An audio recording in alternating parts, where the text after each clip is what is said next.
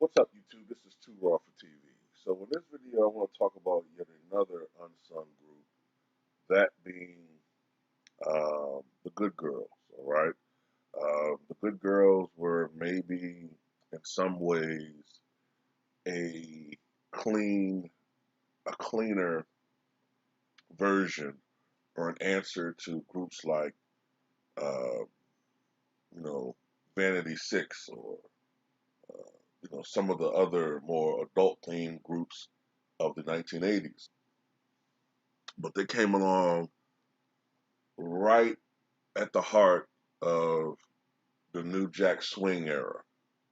And although their tenure was relatively brief, they did make a tremendous impact. It's been over 30 years since they dropped their debut album, but yet they're still one of the most remembered groups and one of the most frequently requested groups when it comes to, you know, musical requests, radio, and therefore. Um, the group consisted of three individuals, that being Shireen Crutchfield, Joyce Tolbert, and DeMonica Santiago. And they were packaged as sort of like the New Jack Swing era's version of the Supremes. All right, this was before En Vogue. All right, this is just before En Vogue really took off. Before them, there really wasn't any real breakaway musical female groups in that era, and the first ones to really take off. All right, and their first album, which was called All for Your Love, debuted in 1989. Their first single, Your Sweetness, caught fire, peaking at number 6 on the R&B charts. The next song was a cover of a Supremes hit called Love Is Like an Itching in My Heart. And I Need Your Love was also a minor hit from that first album back in 1989.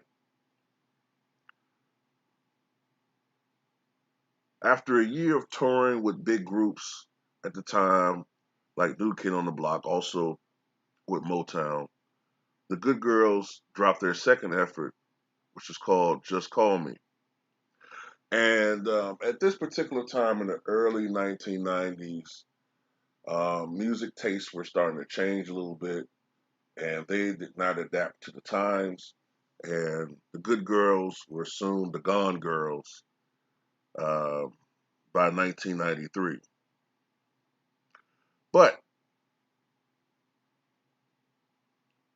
they have reemerged.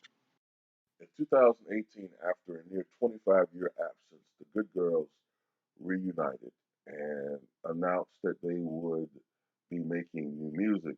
But the very next year, lead singer Shireen Crutchfield announced that she was breaking up with the group and that she would be resuming her acting and modeling career.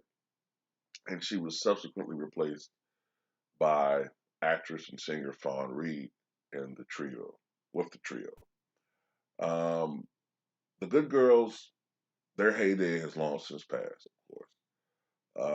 But the mark that they made, being the standard that every female group had to aspire to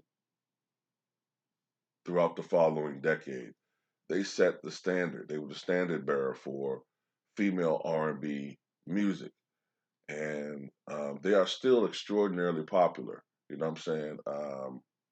They may not have had the success of an SWB, the longevity of an En Vogue, but they, for a brief period of time, were on the top of the R&B world.